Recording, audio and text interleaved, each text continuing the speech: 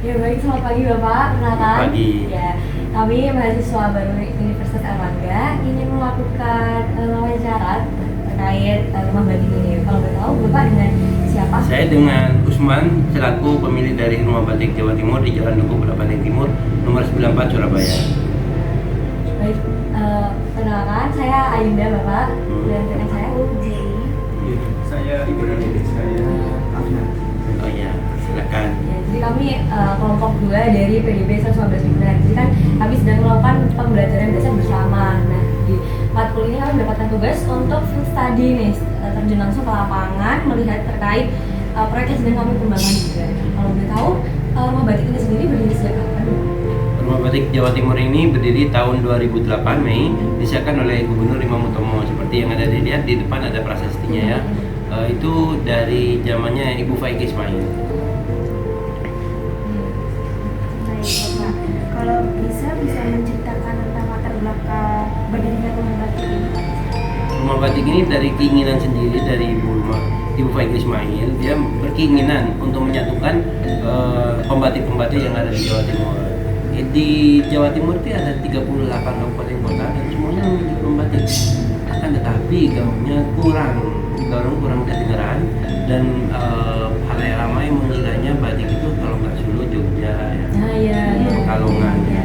Dan itu gerakan awal dari Ibu Ismail untuk menggabungkan di satu showroom sehingga daerah-daerah orang-orang itu yang menginginkan tempat yang mengetahui batik bisa datang di satu tempat.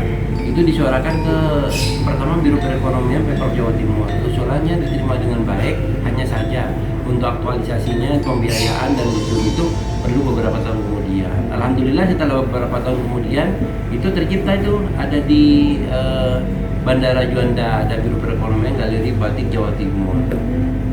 Alhamdulillah. Oke, menurut Bapak sebelum ini pas membangun rumah batik ini ada tantangannya gak dan saat mengatasinya? Tantangan selalu ada ya. Tantangan terberat itu saat corona ya. Corona itu benar-benar kayak membunuh perajin batik. Jadi ada yang berpindah profesi, ada yang tetap di batik tapi vakum ya. Saya sendiri terjadi kegalauan juga. Bahkan ada beberapa dari komunitas di Amerika itu yang di College awalnya pengen belajar udah ditetapkan tanggal, terus ada 3 dari luar yang pengen belajar dari kuliahnya. Kalau saya terima, saya takut karena corona ya, dari luar apalagi ya. Saya nggak terima, awalnya saya putusnya nggak terima, tapi nggak terima nggak ada uang masuk. Ya akhirnya dilematis banget, memotong pendapatan kita sampai 95%. Itu Ada karyawan juga ya? Karyawan dengan sendiri bilang, Pak ini nggak ada kerjaan, kami mundur diri dulu lah Pak sampai ini. Paham sendiri padahal saya nggak percaya. Jadi mereka mundur satu persatu. Oh, tapi setelah pulih balik lagi atau rekrut baru lagi nih Pak? Setelah pulih malah berdatangan yang baru lagi. Dan lebih ke daerah sekitar kita ya. Motivasi dari kita. Dulu agak jauh-jauh. Lapangan pekerjaan Iya, ya. sekitar bahkan ada pendaftaran dari warga sekitar. Wah ini mantap banget nih ya. Ya udah kita coba.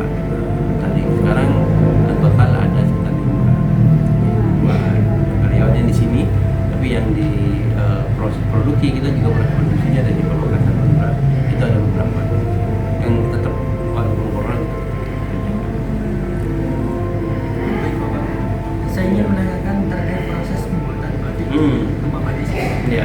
Sejauh mana teknologi modern Bapak menggunakannya dan tanpa menghilangkan nilai tradisi batik ini? Ya, jadi kita ini lebih ke klasik ya.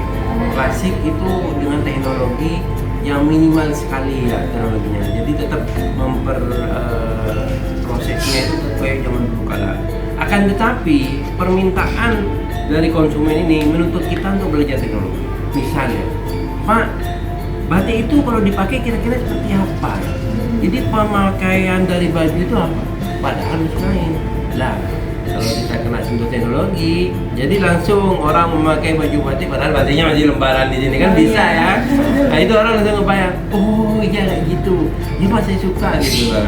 Terus teknologinya juga foto ya. Jadi kalau orang yang nggak ada di sini di hotel atau apa yang di luar, Pak tolong difotokan Pak, kita sebagai hadiah. Kalau kita foto langsung ya, itu kadang warnanya berbeda dengan fotonya. Iya, Waduh, efek cahaya. ini cahaya. Iya.